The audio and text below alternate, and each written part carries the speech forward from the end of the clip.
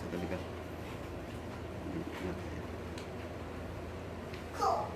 Papatutuan mo na. Yan, start na.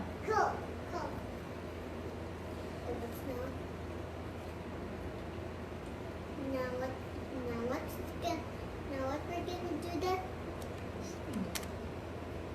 I don't know what. What?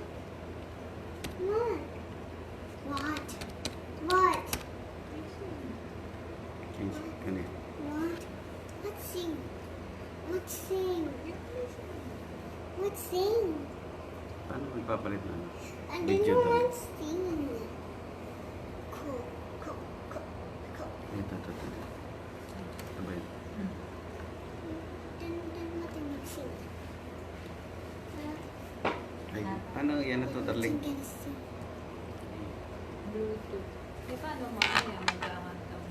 Hindi, nakaganto na ulit. I don't know what they mean now. Just wait. The amazing love. Amazing love.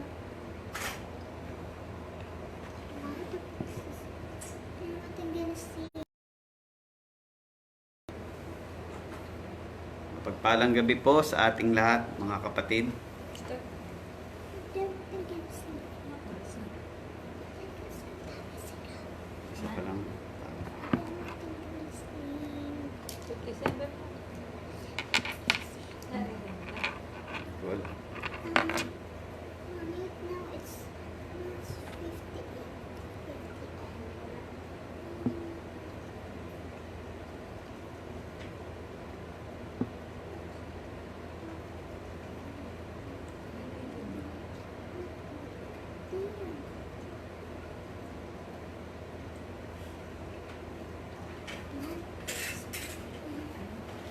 You're nothing gonna see, Mommy. Nothing gonna see.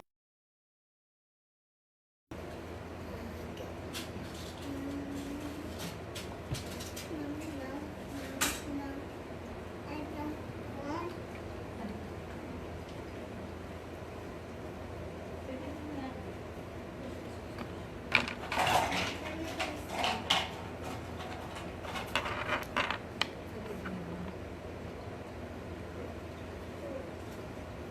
We're gonna sing.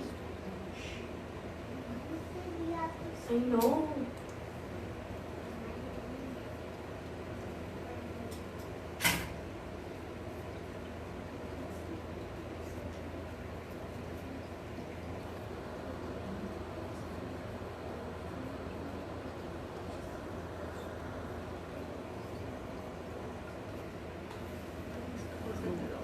Pagpalang gabi po, Pastor Lito. Si Pastor, sino pa?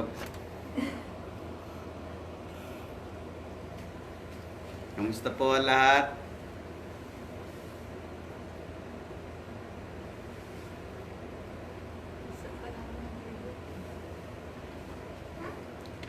Antayin muna po natin ang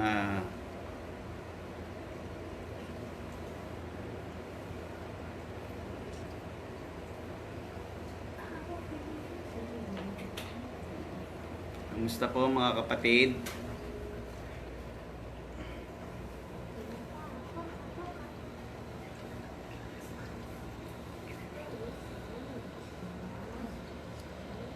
Ate Lilit!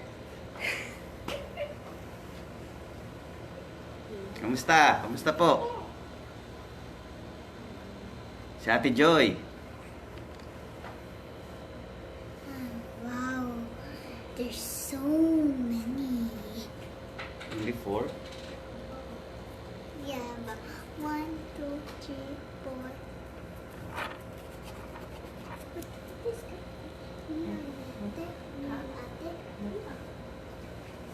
I told you it's so much.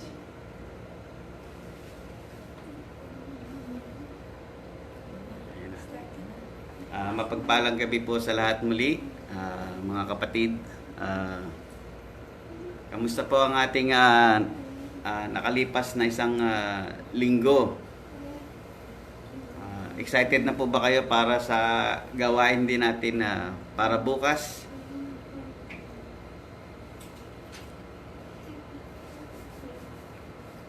Nakakaba po pala talaga ang first time. Kanina nga pong umaga, alas 3 pa lang, gising na ako. Hindi po excited pa. Pero ako po ay natutuwa kasi isa po to sa aking inahangad po kahit na nga po na magpagamit sa ating Panginoon.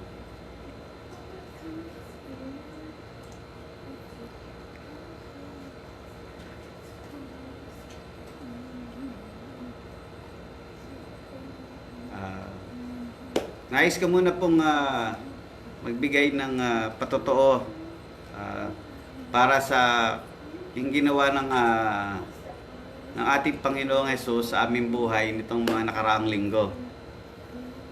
Yung una ko pong patotoo nung ano po kasi last 3 weeks ago, yung sasakyan po namin nasira po ang yung aming aircon. Kaya nung huli po kaming nag-grocery ni Mrs.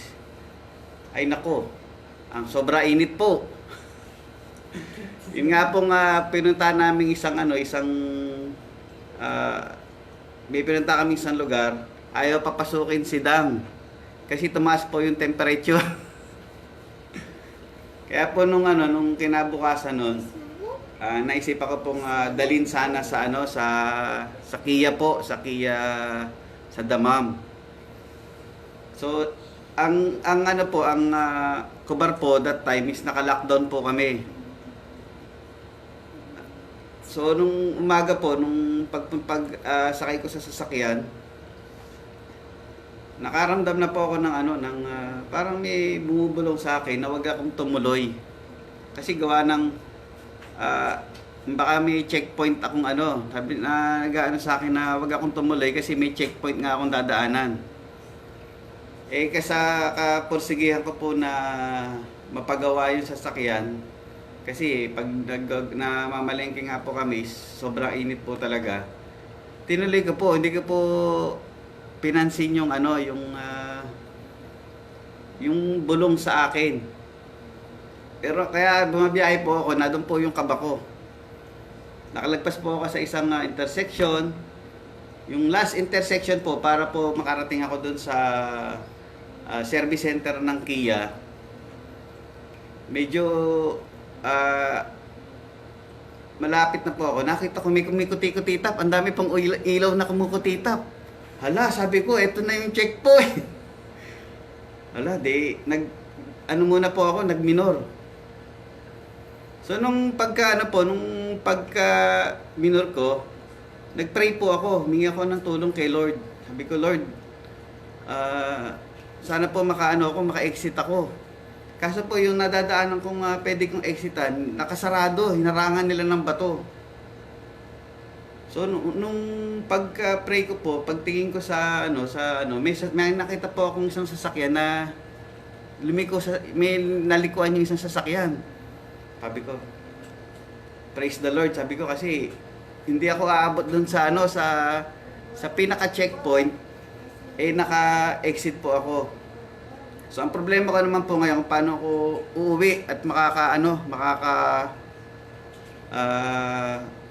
iwas sa checkpoint. Kasi kung po, 10,000 po yun eh.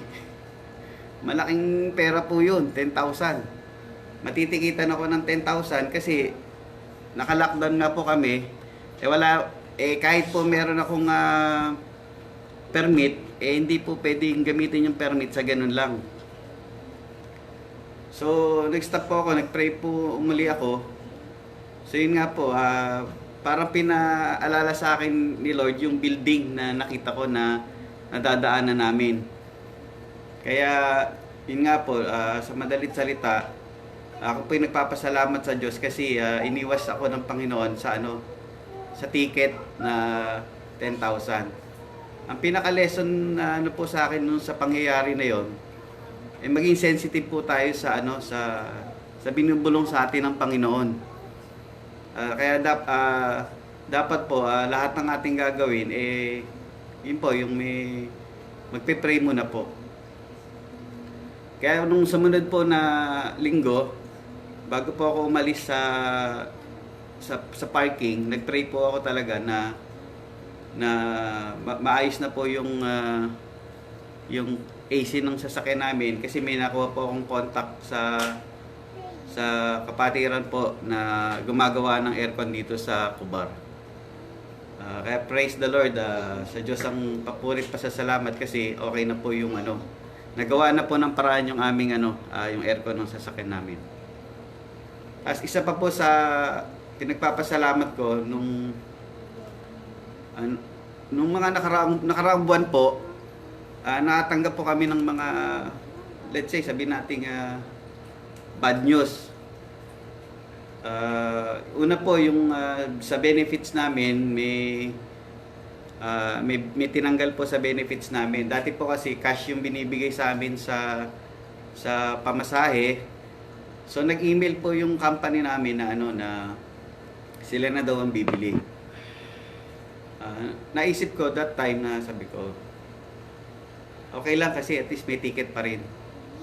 Ibig sabihin na nabawas man yung aming benefits, pero yung pangako ni Lord na hindi tayo magkukulang, nadudong pa rin kasi hindi naman na-dismiss mo yung ticket. Tapos nung sumunod po na buwan naman, nag-email na naman ang aming company na since work from home kami, yung aming transpo allowance is aalisin. Tapos nag-email po uli, dalawang sunod po kasi yung natanggap kong email na galing sa company, yung isa sa bus coordinator namin, na continuous po yung aking kaltas sa bus kahit hindi ako nagbabas. So pinangunahan po ako ng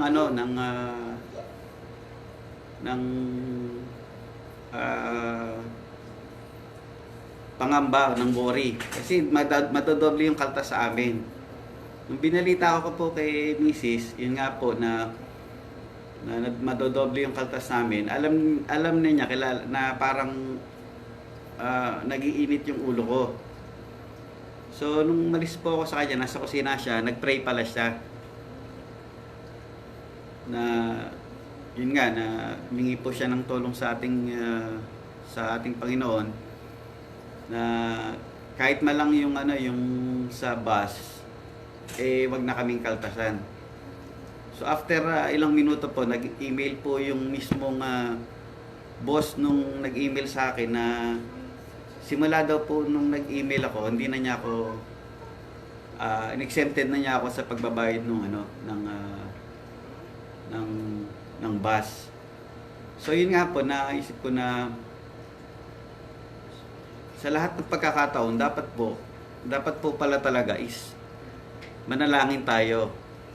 Sa lahat ng sitwasyon, sa lahat ng pagkakataon, kung may gagawin man tayo, dapat manalangin po tayo.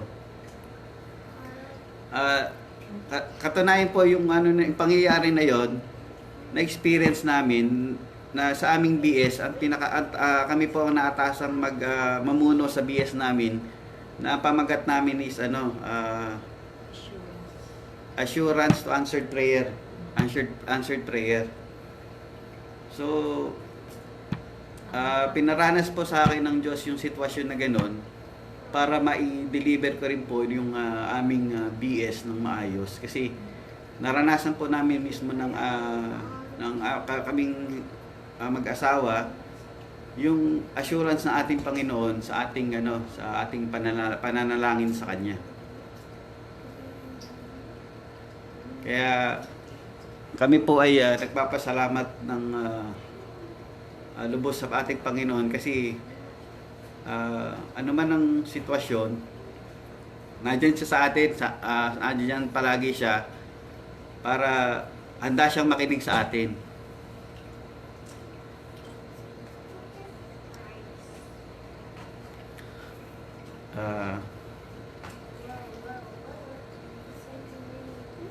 Tayo po ay mananalangin pa muna po bago tayo magtuloy sa ating pangunahan po tayo ni Rosalinda sa ating panalangin. Palakpakan po natin ang Panginoon Diyos. O hallelujah, Yes, hallelujah, O hallelujah. Lord. Purihin ka, O Lord, sambahin, O Panginoon Diyos naming makapangyarihan sa lahat. Panginoon namin gumawa ng langit at lupa. Panginoon, O Panginoon, maraming salamat po, O Panginoon, sa isang linggo, O Lord, na pag-iingat nyo, O Lord, sa bawat isa. Salamat po, O Lord, sa proteksyon, O Panginoon, at gabay, O Panginoon, na binigay nyo, O Panginoon, sa bawat isa, O Panginoon Diyos. Salamat po, O Panginoon, sa pagkakataon nito, O Lord, na binigay nyo, O Panginoon, na kami, O Lord, ay nakakapagpuri at nakakasamba, O Panginoon, sa inyo, O Panginoon Diyos. Yes, Salamat po, O Panginoon, sa oras na to, O Panginoon, na kahit, O Lord, kami, O Lord, ay hindi nagkakasama-sama, O Panginoon, physically, O Panginoon, ay binibigyan niyo po kami, O Lord, ng pagkakataon, O Panginoon, kahit po sa video, O Panginoon, na kami, O Lord, ay nakakapag-aral, O Lord, ng iyong mga salita, O Panginoon. Yes. Salamat po, O Panginoon, sa teknolohiyang ito, O Panginoon, na pinagkakaloob mo, O Panginoon, sa amin, O Panginoon, upang kami, O Lord, ay magpalakasan, O Panginoon. Lord, maraming salamat po, Panginoon. Lord, sa oras na to, Panginoon, ikaw po, O Lord, ang magbigay ng wisdom, O Panginoon, sa gagamitin mo, O Lord, sa oras na to, na si Kuya Marlon, O Panginoon, na Yes.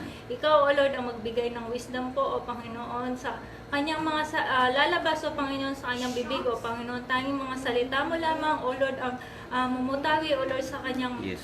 bibig, O Panginoon Diyos. Lord, maraming salamat, O Lord, sa lahat-lahat, O Panginoon. Sa iyo lamang po, O Lord, ang mataas na papurit, pagsamba.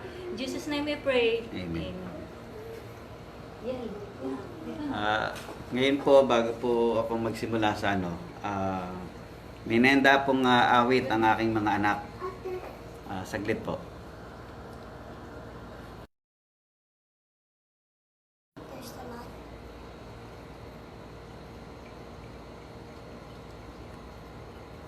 Oh, Daddy, now there's a lot. Pwesto ka. Yes, dali na.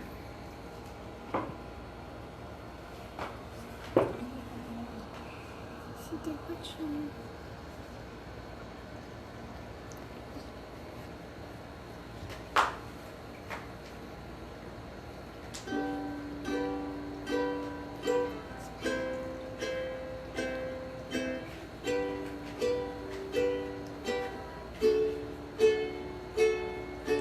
I'm forgiven because you were forsaken. I'm accepted. You were condemned. I'm alive and well. Your spirit is within me because you died and rose again. Amazing love. How can it be that you, my King, would die for me?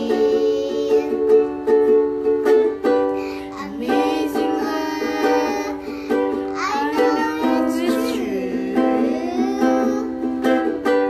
It's my joy to honor you in all I do. I honor you. I'm forgiven because you were forsaken. I'm accepted.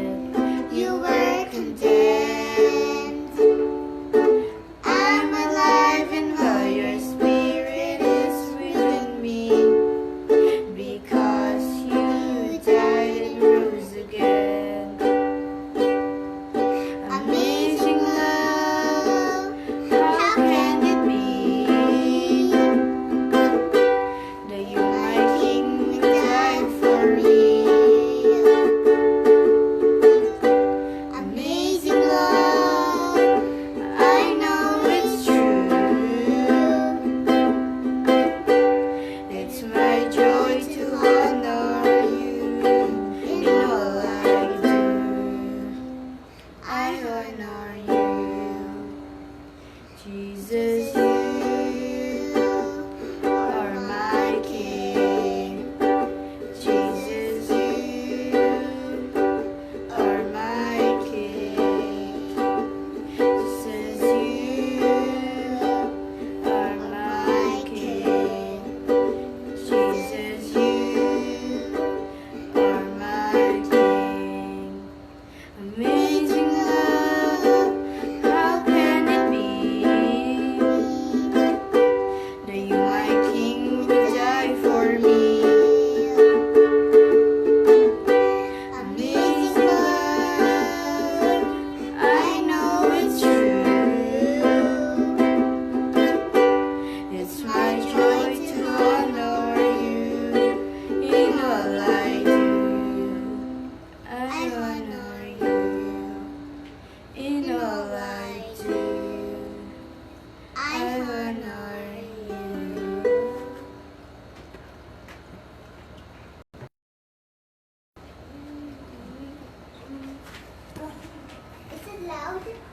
And even after.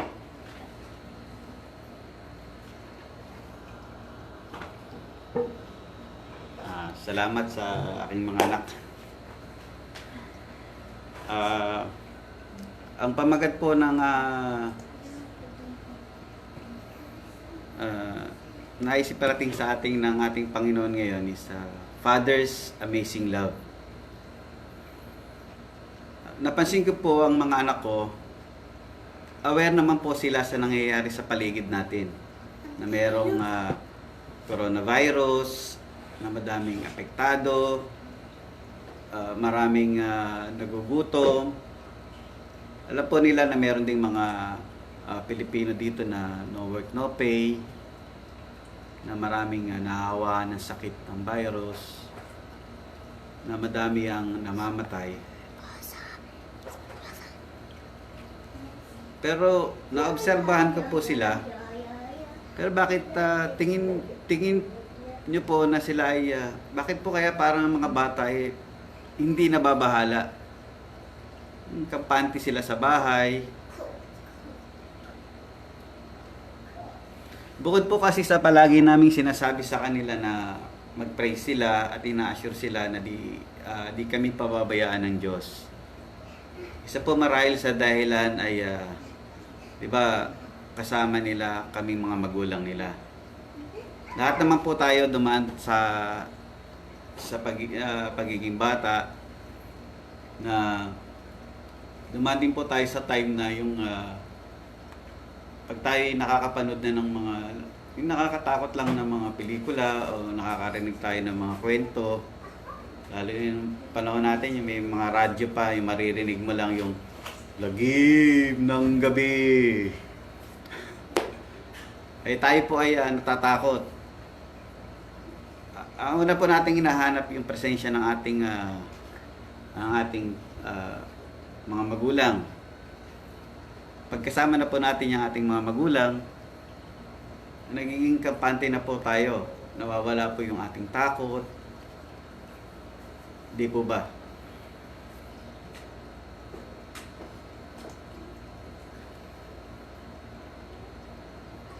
Siguro naisip ko po, siguro sa panahon na to, dapat maging ganoon din po tayo. Di ba, dapat bilang anak po ng Diyos, dapat maging kampante tayo kasi kasama natin ang ating Panginoon. So malaki po ang maitutulong lalo sa sitwasyon na to kung kikilanin po natin ang ating Diyos, ang ating Diyos Ama, ang ating Panginoong Jesucristo. Gaya po ng sinabi ng ating Panginoong Jesus na mapalad ang maging bata at saka tayo po ay binigyan ng karapatan na maging anak ng Diyos. Para po tayo ay makampante anuman ang sitwasyon, na tayo ay di pababayaan ng Diyos. Meron po akong katanungan. Ano po yung unang papasok sa isip nyo? Yung kwento o sa Biblia, pag-uusapan natin yung Father's Amazing Love.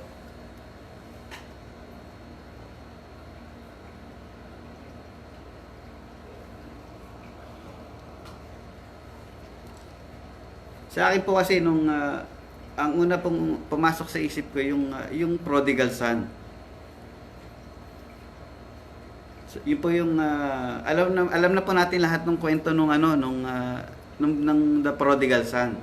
'Di ba? Yun po ay matatagpuan sa Luke chapter 15 verses magsisimula sa verses 11 to 32. Basahin ko lang po yung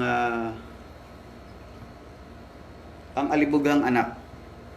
Sinabi pa ni Jesus, isang tao ay ang may dalawang anak na lalaki.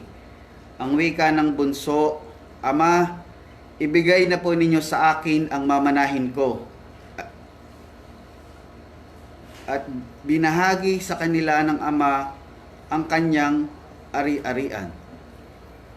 Ano po yung napansin nyo dito na ano, hindi po ba nung sinabi lang nung bunso sa kanyang ama na ibigay ang kanyang mamanahin, wala po ditong nabanggit na nagreklamo o nagtanong yung ano, yung ama.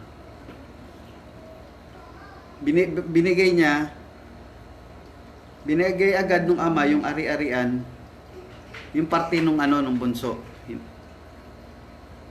Naisip ko rin po yung sitwasyon ko, ilang beses na po ako naging alibugang anak. Gonna go.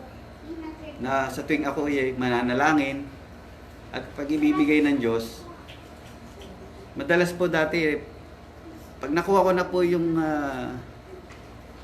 dinadasal ko, meron pa po yung ano, na pag nanalangin ako, ganito, sige, pag binigay mo sa akin to, ganito ang gagawin ko. Pag binigay na niya, yung part ko, nakakalimutan ko na po.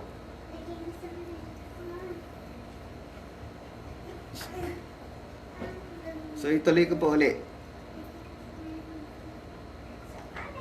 Sa pagkalipas ng ilang araw, pinagbili ng bunso ang kanyang ari-arian at nagtungo sa malayong lupain. Taglay ang buo niyang kayamanan at doon nilustay niya lahat sa diwastong pamumuhay. So, di ba, kagaya po nung nasabi ko, na pagka ako ay nananalangin dati, ay pag natanggap ko yung aking dinadalangin, ni magpasalamat ata noon, hindi ko nagagawa. So, ibig sabihin, pag natanggap ko na, kagaya nung alibugang anak, parang lumalayo rin yung ano, lumalayo rin muna ako. Sabi, oops, parang, Lord, okay na, nakuha ko na. So, hindi man lang ako nagpapasalamat. So, nung malustay na niya ang kanyang kayamanan, nagkaroon ng matinding tagutom sa lupaing yaon at nagdalita siya. Kaya't namasukan siya sa isang mamamayan ng lupaing yaon. Siya'y pinapunta nito sa bukid upang mag-alaga ng baboy. Ibig sana niyang punan ang kanyang pagkain kahit na mga bungang kahoy na pinakain sa mga baboy, ngunit walang nagbigay sa kanya. Na mapag-isip-isip niya ang kanyang ginawa, sinabi niya sa sarili, ang mga alila ng aking ama ay may sapat na pagkain at lumalabis pa. Samantalang ako'y namamatay ng gutom dito. Babalik ako sa kanya at sasabihin ko, Ama, nagkasala po ako sa Diyos at sa inyo. Hindi na po ako karapat-dapat na tawagin ninyong anak. Ibilang na lamang ninyo ako isa sa inyong mga alila. At tumindig siya at bumaron sa kanyang ama. So, yun nga po, siyempre lahat din naman po tayo ay dumadaan sa nakakaranas ng pagsubok.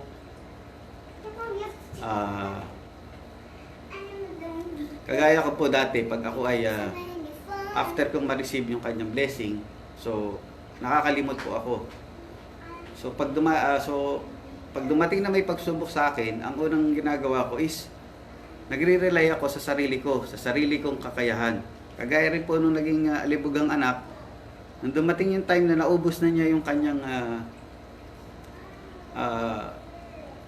kayamanan, yung namana niya, nag-rely siya sa sarili niyang sa sariling pag-iisip, sa sarili niyang kakayahan. Kaya namasukan siya sa kahit mag-aalaga ng baboy para maibsan lang ang kanyang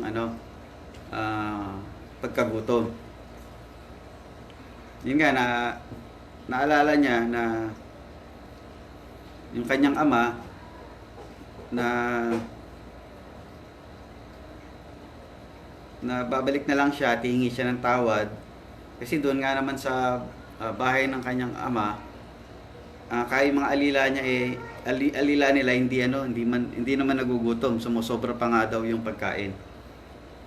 So ganoon din po sa naging karanasan ko sa buhay noon, na pagka nakakaranas ako ng pagsubok, pagka dumating yung time na maging sa sarili ko, wala na akong magawa, tsaka lang uli ako lalapit sa Diyos. So ako po ay nagpapasalamat talaga sa Diyos dahil malaki po ang binago niya sa buhay ko at sa buhay ng aming pamilya. So yun, tuloy ko po uli. So yun nga po, tamindig siya at tumaroon sa kanyang ama.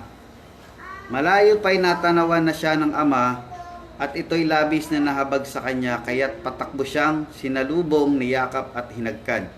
I-emphasize ko lang po dito yung ginawa ng kanyang ama. Kasi sabi po dito, malayo pa siya, natanawan na siya ng ama at siya'y labis na nahabag sa kanya, kaya't patakbo siyang sinalubong, niyakap at hinagkan. So, balik po tayo sa panahon nila. 'Di ba? Ang kasuotan po nila is yung mahabang puti na yung kagaya po nung mga tob po ba tawag doon? Yung puti na suot ng mga katutubo. So paano po kayo makakatakbo kung gano'n ang suot nyo? Siyempre, yung sa sitwasyon po na to na nahabag siya sa anak niya, siyempre, kung tayo po yung nado dun sa niya, dali-dali tayong tatakbo nun para salubungin yung ating anak. Ang gagawin po siyempre natin nun, siyempre parang palda yon na mahaba. Ilililis po natin yung palda natin na yun para tayo ay makatakbo ng mabilis. Para masalubong natin yung anak natin. So, nung panahon po na yon, pag nakita po kaya po gano'ng kahaba yung suot nila, ang sabi po, pag nakita yung kanilang bukong-bukong, disgrace po sa kanila yon. So hindi po inalintana nung ama yung yung na makita ng na bumaba yung kanyang pagkatao. Kasi pag tumakbo siya, hindi man po nakasulat dito, siyempre inaano natin na siyempre para kung tayo po ay i-release natin yung ating yung suit natin na tube. So ibig sabihin kahit na bumaba yung pagkatao ng kanyang ama, hindi niya alintana, masalubong mayakap man yung kanyang anak.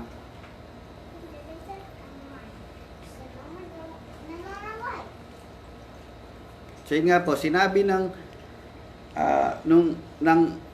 anak, ama, nagkasala po ako sa Diyos at sa inyo. Hindi na po ako karapat-dapat na tawagin ninyong anak. Ngunit tinawag ng ama ang kanyang mga alila, madali, dalhin nyo rito ang pinakamahusay na damit at suot sa kanya. Suotan siya ng singsing at panyapak. So yun po, gusto ko lang po i-emphasize din dito yung ginawa ng ama. So humingi ng tawad yung anak. Hindi man nagsalita yung ama sa anak. Pero binihisan niya. Binihisan ng pinakamahusay na damit. At hindi pa lang po yun, binigyan pa siya ng singsing. Base po kasi sa nabasa ko, yung that time, yung singsing daw po na yon is pagkakakilanlan. Na kaya po niya binigay para na ito ay pagkakakilanlan na anak niya yung tao na yon. So ibig sabihin, gusto ko lang din po sa atin na ano man po ang kalalagayan natin sa buhay, kung ano man ang pagkakamali natin, ang ating Panginoong Diyos po, isanda tayong tanggapin. Bukas nag-aantay lamang po ang ating Panginoon at hindi niya po aalisin sa atin ang maging anak niya. Pag tayo po ay lumapit sa Kanya, humingi tayo ng tawad, kahit nung tayo po ay lumayo sa Kanya, inubad natin yung singsing, yung simbolo ng pagiging anak ng Diyos, ay pag tayo po ay lumapit sa Kanya, ibabalik po sa atin ng Panginoong Diyos yung titulo natin na ano, na hinubad natin.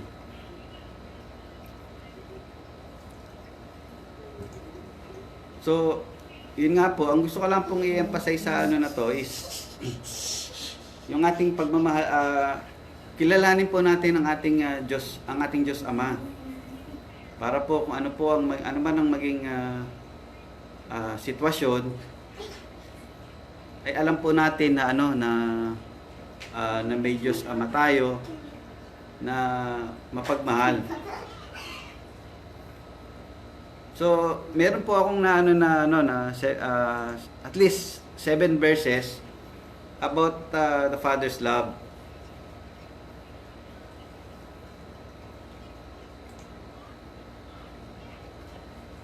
So, unang-una, hulaan niyo po, ano po yung unang-unang papasok sa inyo na verse. Pagka sinabi is yung Father's love. For God so loved the world. May sinasabi po yung katabi ko. For God so loved the world. Ayun nga po, yung John 3:16. Kasi ito po yung His love is sacrificial.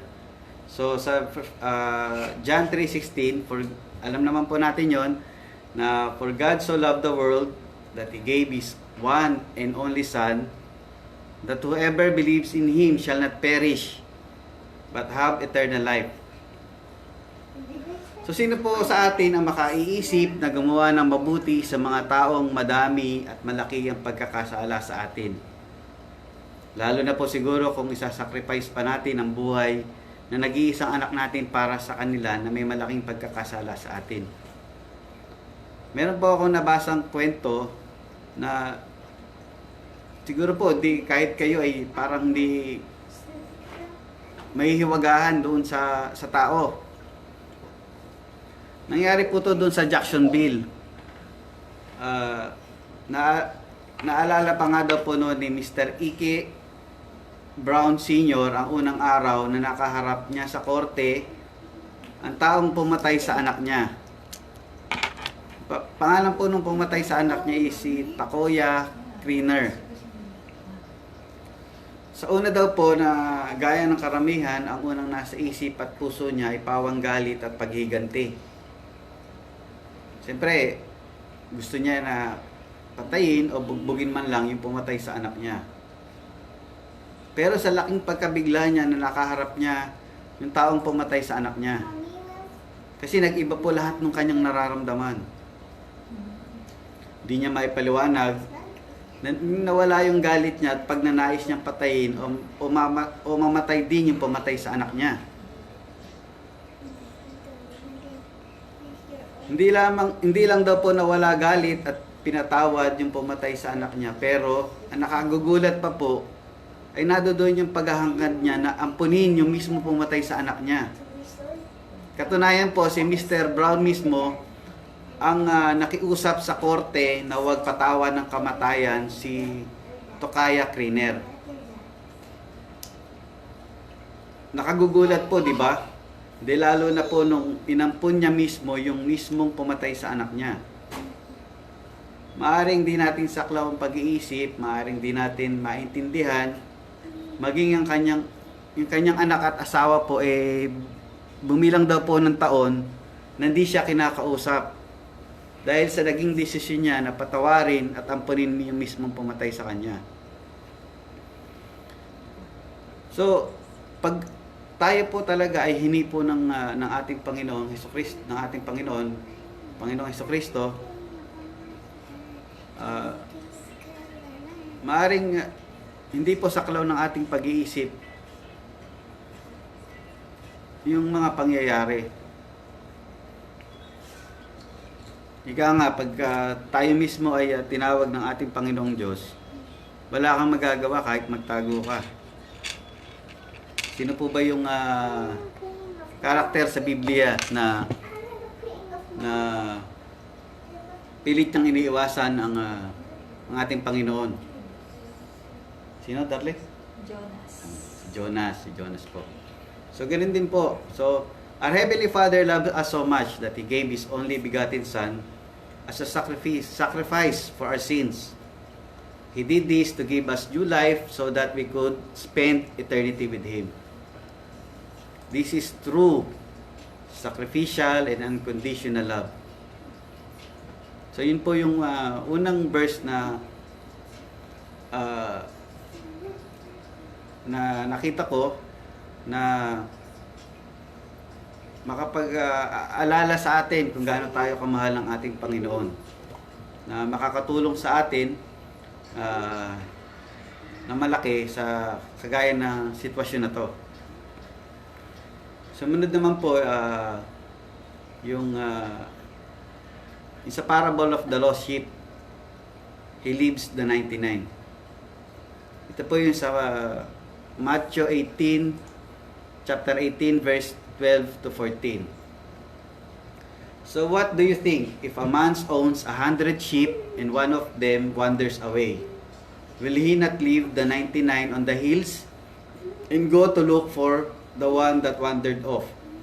And if he finds it, truly I tell you, he is happier about one sheep than about the 99 that did not wandered off. In the same way, your Father in heaven is not willing that any of these little ones should perish. So kami po ay may mga alagang kambing sa Pilipinas. Sa maniwala po kayo sa hindi, yung aming, ilan na yung kambing natin, darling? 20 plus, no?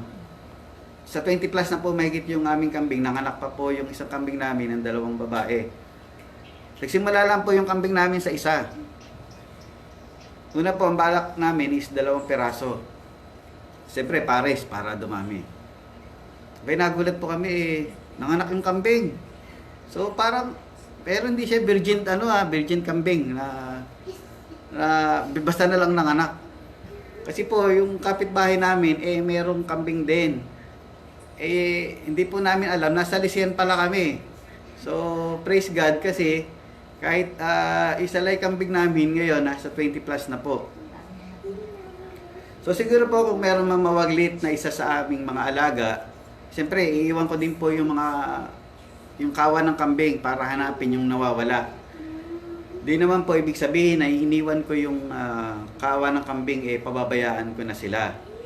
Iiwan ko po sila, siyempre dun sa may lugar na may makakain sila, may maiinuman sila, may masisilungan sila, tigit sa lahat, yung kung saan po sila ligtas. Kasi kung iiwan ko man ang kawan ng kambing, yun po ay dahil sigurado po ako na ang naiwan kong kawan ay nasa mabuting kalagayan. Ating Diyos Ama sa langit ay gayon na lamang ang pagmamahal sa atin, na gayon na lamang kasaya pag ang kanyang anak ay kanyang natagpuan muli o ang kanyang anak ay nakabalik muli sa kanyang piling. Di po ba yung sa Luke chapter 15 verse 10? Na pagka basahin ko po. Bago po siya sa alibugang anak. Sinasabi ko sa inyo, gayon din ang kagalakan ng mga anghel ng Diyos dahil sa ating makasalanang dahil sa isang makasalanang nagsisit tumalikod sa kanyang kasalanan.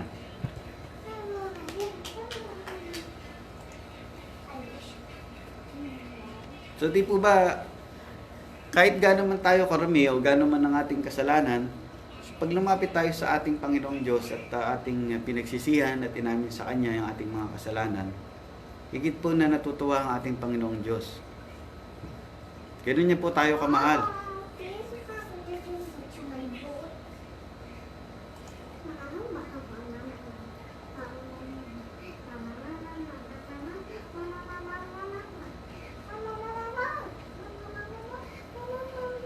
So, sunod po yung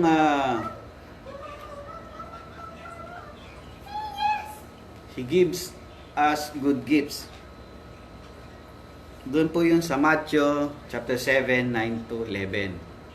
So, which of you, your son asks for bread, will give him a stone? Or if he asks for a fish, will give him a snake? If you then, though you are evil, know how to give good gifts to your children, how much more will your Father in heaven give good gifts to those who ask Him. So our Heavenly Father is so good to us. He believes us, He is for us, and will give us the desire of our heart as we delight in Him. Now, if you are praying for a new sports car or worldly possession, you are really missing the point. When we learn to truly delight in Him, we are transformed by the renewing of our minds, and that's when we can begin to understand His good and perfect will. As we come to His understanding, we gain confidence in approaching God because we know that we ask is according to His will, not our own. At that point, we know that we have what we ask of Him. So, sunod naman po yung He knows before we ask. Doon naman po sa Matthew 6:8. And when you pray, do not keep on babbling like pagans, for they think they will be heard because of their many words. Do not be like them, for your Father knows what you need before you ask Him. So, isa po sa struggle ko rin po bilang baguhang Kristiyano is yung paano manalangin. Kaya struggle ko rin po yun hanggang ngayon. Kahit tanungin niyo po yung ating mga pastor, nagme-message po ako sa kanila na nangingi po ako ng prayer, ng panalangin para sa kanila. Kasi noon po ang paniniwala ko na parang mas malakas sila pastor, na mas madaling madidinig yung aking panalangin kung sila pastor yung aking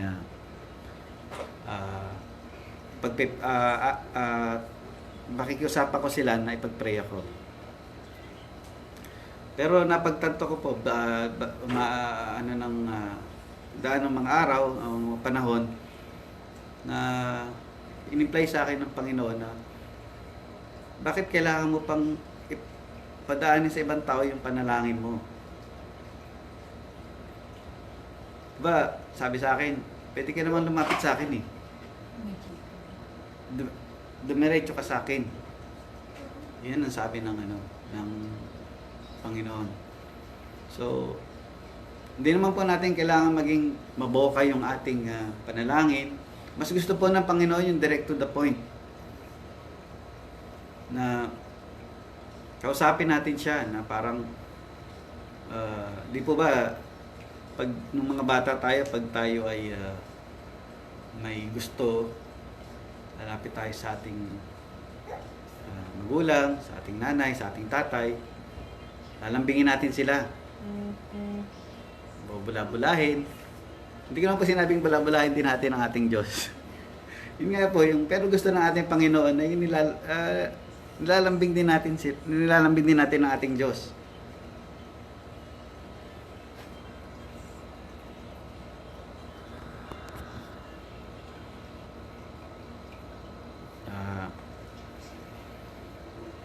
So, yun nga po, kagaya nitong ganitong sitwasyon, lagi po nating tandaan na meron po tayong Panginoong Diyos na malalapitan natin anytime, anumang sitwasyon. Pero ano ko rin po na hindi lamang po dapat nating kinakausap ang ating Panginoon kung tayo may problema. Natutunan na rin po naming mag-asawa, kahit yung mga anak namin na bago tinuturuan namin na bago kakain, ay magpe-pray, magpapasalamat tayo sa Lord sa mga blessing. So ganoon din po kaming mag-asawa na pagka kami ay may natatanggap ng biyaya, ay aming pinagpapasalamat to sa Diyos. Di po ba pagka tayo ay may hiningi sa ating mga magulang o kahit yung mga anak namin, pagka may hiningi po at binigay namin at nakita namin yung kanilang kasiyahan at thank you, di po ba parang sa may iba po yung nararamdaman din natin bilang mga magulang nila. So, ganoon din po ang ating Panginoong Diyos. Dapat, kung may ginawa sa ating, may natanggap tayong blessing, pasalamat naman tayo. Hindi lang puro kagaya ko dati na mananalangin, pag binigay, ay later na po. Hindi nga ako nagpapasalamat ata dati. So, yun po. Kami naman po yung nagagala kasi nandiyan po yung ating mga pastor tsaka yung ating mga elders na gumagabay din sa amin para ang aming relasyon sa Panginoon ay lumago. Kaya kami po ay nagpapasalamat talaga sa ating mga pastor at sa ating mga elders at sa inyong mga kapatid dahil patuloy tayo nagpapalakasan lalo-lalo sa ganitong sitwasyon. So, move na po tayo sa susunod. Isa po yung He give us His Spirit. So, yun po yung sa John 14, chapter 14, verse 15 to 17. So, sabi dito, if you love me, keep my commands, and I will ask the Father, and He will give you another advocate to help you, and be with you forever, the Spirit of truth. Yun po yung ating banal na Spirito. So the first and greatest gift we receive as we become children of our Heavenly Father through faith in Jesus Christ is the Holy Spirit. So yung the Holy Spirit guides us through the Scriptures and into all the truth. This great gift of God is the gift of God Himself, and Spirit is what empower us to become true children of God and followers of Christ. So, sunod ko na po yung isa, yung last, His Spirit testify to our spirit. So, ito po yung sa Romans 8:15, chapter 8, verse 15 to 16. The Spirit you receive does not make you slaves, so that you live in fear again. Rather, the Spirit you receive brought about your adoption to sonship, and by Him we cry, Abba, Father. The Spirit Himself testify with our spirit that we are God's children. The Spirit not only empower us to walk like Jesus, but the Spirit of God testify with the Spirit that we are God's children. So every time I look at my beautiful children, it reminds me of how beautiful my wife, how beautiful we are in the eyes of our Heavenly Father. Becoming a father has thoroughly opened my eyes to fuller understanding of the verses in the Bible that talk about God's love for us. So, meron pa akong kwento, yung pong kwento ng mag-amang magsasaka na may isang kabayo. So, doon daw po sa malayong lugar, merong mag-ama na magsasaka sila. Meron silang isang kabayo. So yung kabayo po na yon, ginagamit po nila yon sa pagpunta sa bayan at ginagamit po nila yon, katulong po nila yon sa pag-aararo. Minsan sa gabi po nung pagkagaling sa bukid nung mag-ama, so nilagay na po sa kwadra nung anak yung kabayo, nakalimutan pong isara nung anak yung kwadra. So madalit salita po, yung kabayo nakakawala. Napunta sa kabundukan. So pagising po nung mag-ama at nung nalaman nila na yung nag-iisang kabayo nila na katuwang nila sa bukid ay nawawala, siyempre ang laki ng kanilang kalungkutan kasi malaking bagay sa kanila. Nag-iisang kabayo na nga lang nakawala pa. So nung nalaman po ng mga kapitbahay yung nangyari sa kanilang kabayo, alam mo naman po, parang sa Pilipinas lang, puntahan yung mga kapitbahay. Sabi, malas nyo naman. Nag-iisa na nga lang yung kabayo nyo, nawala pa. Yung mag-ama po ang sinagot, kasi sinagot po nila, masama o mabuti, Diyos lang ang nakakaalam. Di nagkipit balikat na lang yung mga chismosong kapitbahay. So, sa madalit salita po, yung kabayo ay napunta po pala doon sa kabundukan at may natagpuan siyang mga ligaw na kabayo. So, nakipag-friendship yung kabayo kahit ligaw siya. So, madalit salita, nag-enjoy siya, nag-enjoy yung kabayo kasi may mga bago siyang kasamaan eh. So, nung naggabi na po, parang tinanong niya siguro tinanong niya yung mga kabayo na wild horses. Sabi niya, saan tayo matutulog nito? Nag-usap-usap po sila, yung mga kabayo. Siguro, sabi nung pinaka-leader nila, dito lang tayo matutulog. Sabi nung kabayo nung magsasaka, sabi niya, dyan lang, di ba delikado dyan? Kasi nasa kabundukan tayo eh, nasa open area tayo. Pwedeng may isang leon dyan o mababangis na aso na lalapain tayo. Tatakot ngayon yung mga kawan. Oo nga sabi ng mga sabi niya, may alam ka bang na pwede nating tulugan? O saan tayo safe? Sabi niya, dun tayo sa dati kong tinitiran. Sabi niya, mabait yung amo ko kasi inaalagaan ako ng amo ko, pinapakain ako, pinapaliguan ako. Inaalagaan nila ako mabuti. At higit sa lahat, ligtas tayo dun. So madalit salita, nakumbinsi niya po nung kabayo nung magsasaka yung mga wild horses.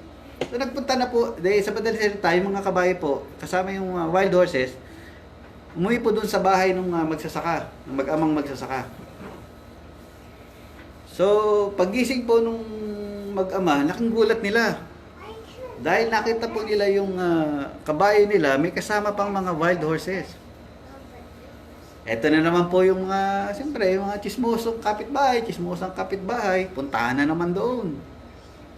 Eh, sabi nung ang palad nyo naman, ang swerte nyo naman.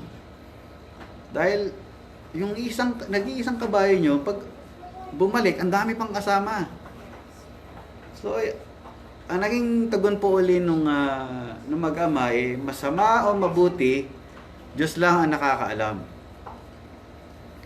So, siyempre, alisan na naman uli yung mga chismosong kapitbahay. Parang sa atin lang po yan, sabi na. Pag wala nang kwento, alis na. Sila na uli magkikwentuhan nun.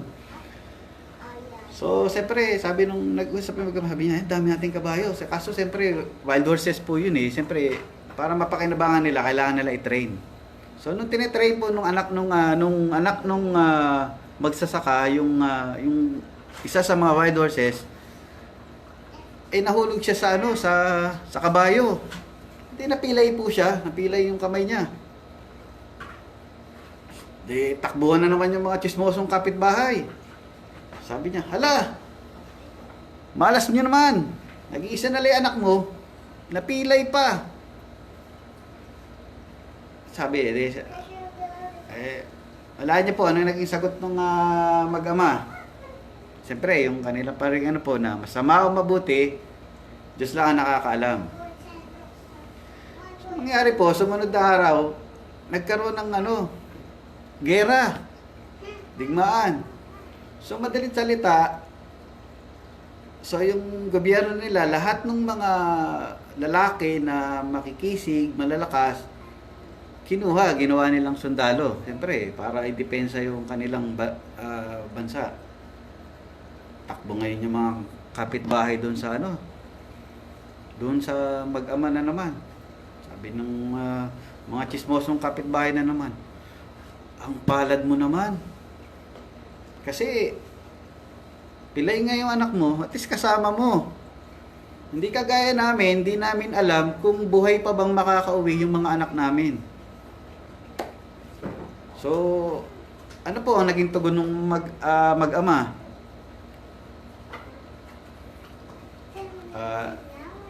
Sabi ng mag-ama, buti nga sa inyo kasi mga chismosa kayo. Hindi po yun yung naging katugunan nila.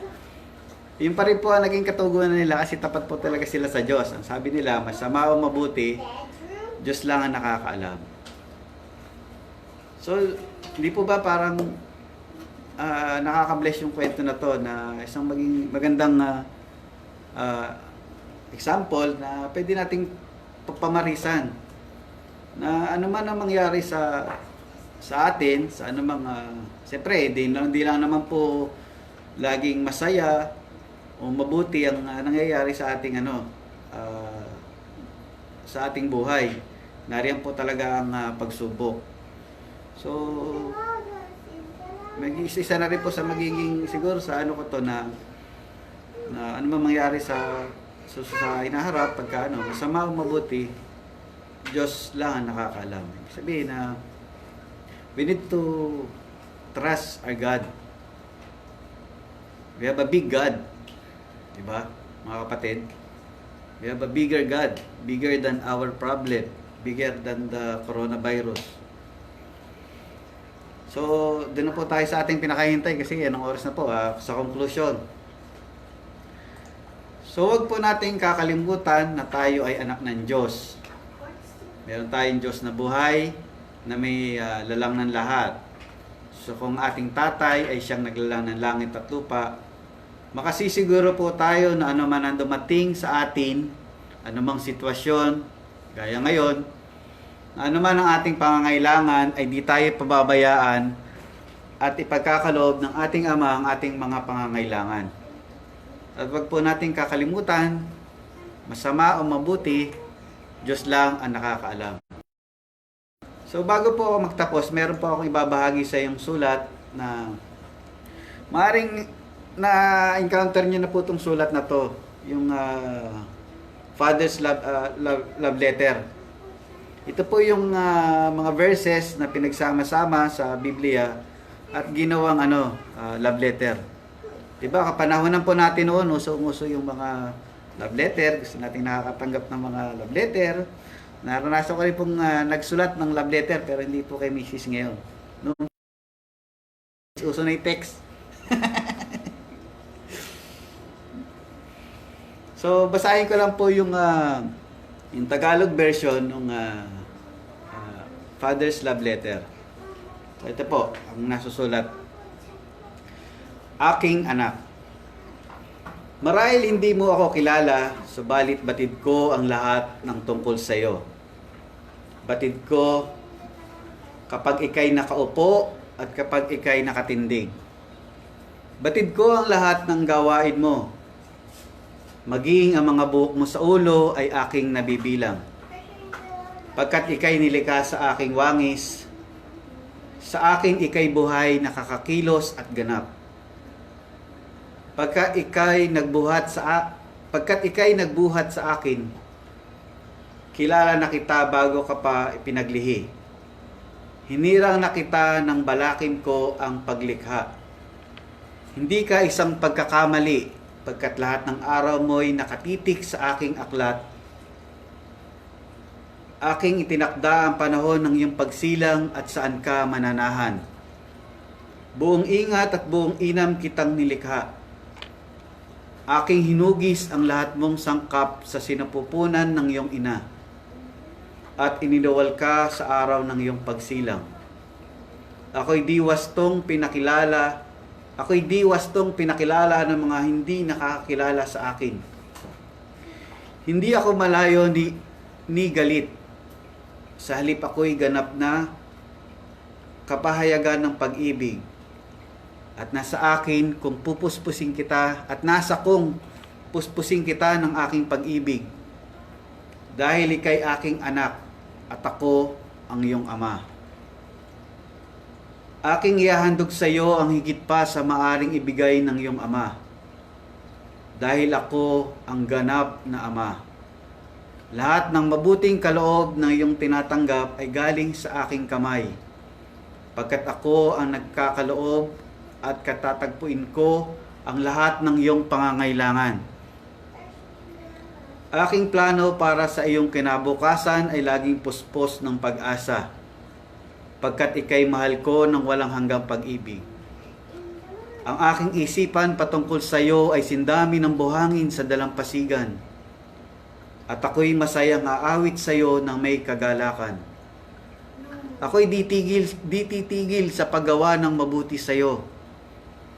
Dahil ikaw ang pinakamahal na kayamanan. Aking nais na patatagin ka ng buong puso't kaluluwa ko. At nais kong ipahayag sa iyo ang mga dakila't mahihiwagang bagay. Kung ako'y buong puso mong hahanapin, ako'y iyong masusumpungan. Hanapin mo sa akin ang iyong kaligayahan at aking ibibigay ang mga naisin ng iyong puso. Pagkat ako ang nagbigay ng iyong mga naisin, ako'y makagagawa ng higit sa iyong iniisip. Dahil ako ang iyong dakilang mang-aaliw. Ako din ang Ama na aaliw sa iyo sa lahat ng kapighatian. Kapag ika'y bigo, ako'y malapit sa iyo.